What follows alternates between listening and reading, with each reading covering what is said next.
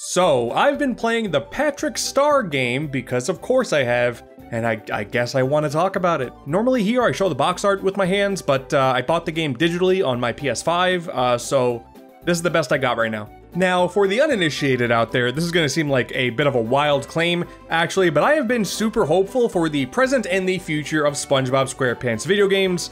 And hear me out. This all started with Battle for Bikini Bottom Rehydrated, which I thought was a really good remake. It could have done a whole lot more to be a proper remake. It was kind of just like an HD skin of the original game, but hey, it's fine. It's an accessible version of the game. Cool. Maybe we'll get something good afterwards, and we did with the Cosmic Shake. I don't know the general consensus for this game, but I thought it was a really cool, polished, modern take on like a PS2 era platformer, and I really enjoyed it. I think Cosmic Shake is really good and a good payoff for getting a remake of Battle for Bikini Bottom. And dude, even Krusty Cook-Off for the Switch, like I wanted it to be worse, but it's actually not that bad. So when the Patrick Star game got leaked initially, and then it was officially revealed in a Nintendo Direct, I was like, oh, okay.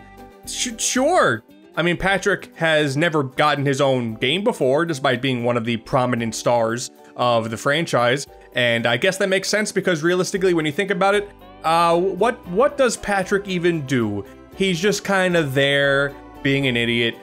Good for him. And I'm not sure if they were making this game just because they thought it was a good idea or because there's like a new SpongeBob movie, there's the Patrick show now. I don't keep up with any of the actual media for the cartoons, but hey, for a video game, you know, it didn't look like it'd be the worst thing. It looked like instead of a platformer, it was gonna be a big sandbox, like almost Goat Simulator-like game. But there was a lot of people who were worried that it was gonna be published by Outright Games, a studio that is typically publishing pretty mediocre, below average licensed games all the time, very PS2 era, crappy licensed game-esque.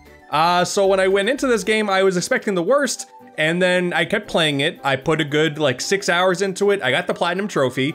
I got all the feats, all the quests completed, and you know what? It's actually not that bad. The story, super simplistic. Patrick wakes up, go. Like, they don't even attempt to have any kind of plot that's stringing you along here. Like, you just wake up, you're in your house. Gary is like, hey, come do a thing at the park. That's just a tutorial. There's no story, though.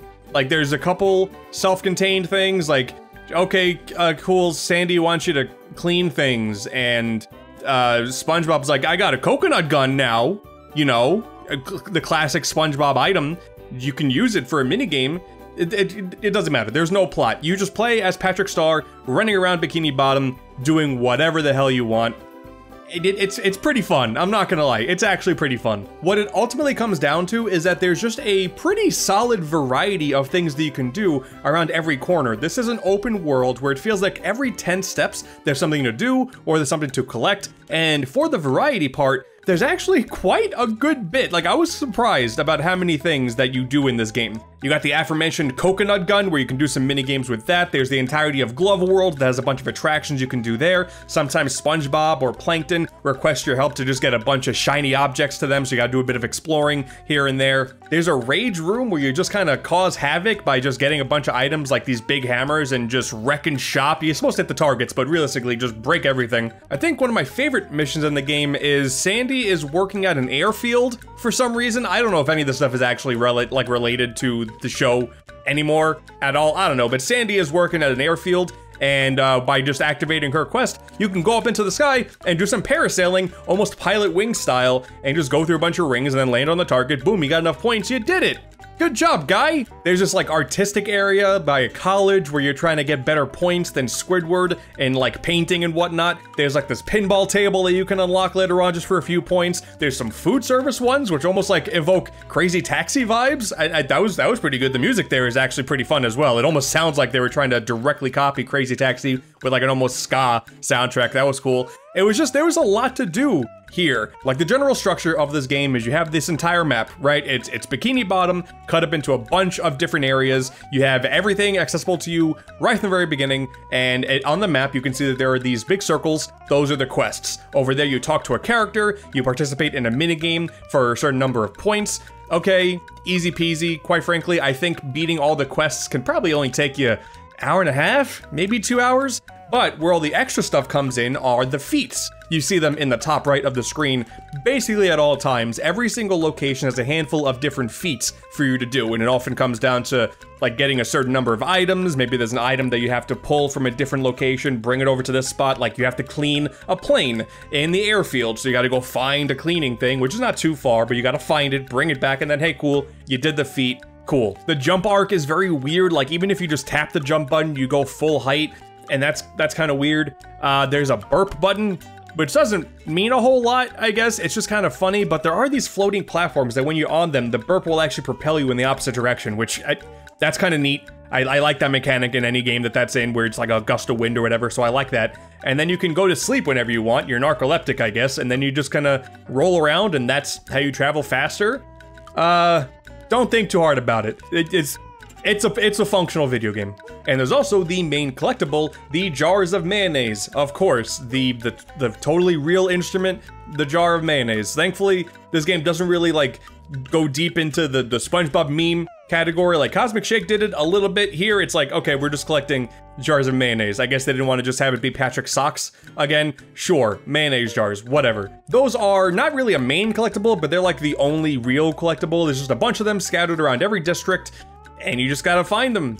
I mean, if you want to, there's really no incentive to do anything in this game. You really just go for the sake of it. Like, this is just a toy box through and through. There's no structure whatsoever besides that. Just, hey, go. There is a credit sequence that plays once you do all the things in the Fry Cook games, but that's not really an ending. It's just like, I guess, a celebration because you competed in a competition and you won at the end. Then you go right back, and then you just keep on going. Sick. But the lower budget outright games stigma does definitely show itself pretty often. If you couldn't tell, this game is jank beyond all belief. It's not the worst thing, it's like feeling game in the world, but there are so many times you'll just bump into a thing and then fly off. There was one time I fell into the world and then I got a feat called rock bottom. I don't know if that was intended for me to like actually break the game and go all the way under the world, but that's how I got the rock bottom feat. Okay, some of the mechanics are very not great, like the throwing mechanic, quite frankly, sucks. When you get the hammer, it doesn't feel good whatsoever. Like, breaking stuff is always like kind of satisfying, but it really doesn't feel all that great to swing. You do not feel powerful. It just feels like nonsense.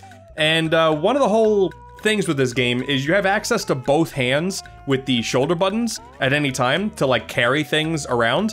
And one of the things that you do is at the Chum Bucket and at the Krusty Krab, you are going to be handling tables. You're going to be handling people's orders. You're going to be quickly making some food, handing them off. Cool.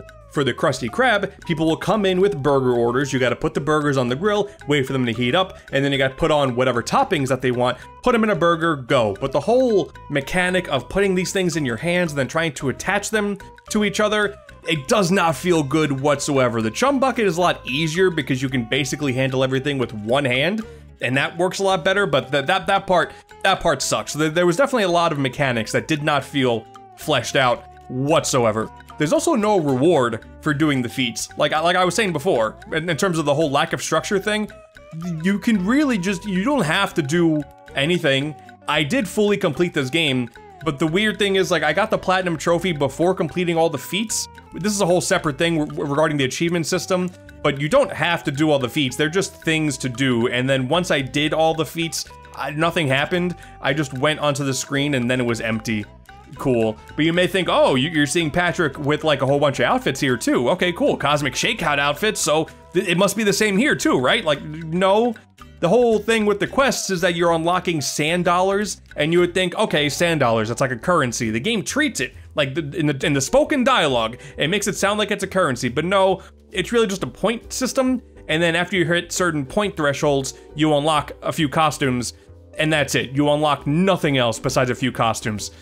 It's so weird and haphazard, but I still had a good time with it.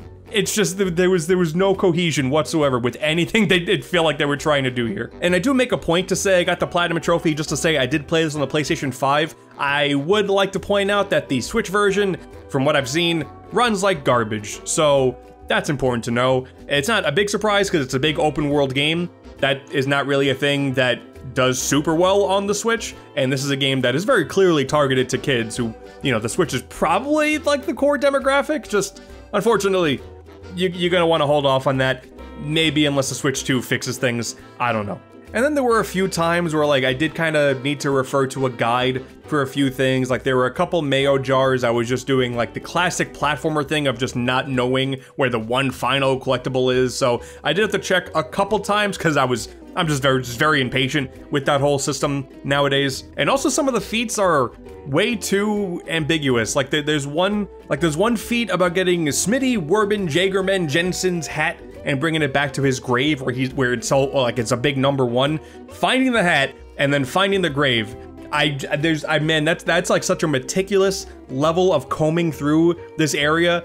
I was really not willing to do all that. Maybe you are. I don't have the patience for just that level of exploration anymore. Some kind of guide, something that would sort of push me in the right direction. For that would have gone a long way. But I do say all of this as like a grown adult. So this game is not really built for me. I think the target demographic's not gonna care. But at the end of the day, the important thing to let it be known is that this game could have been so much worse.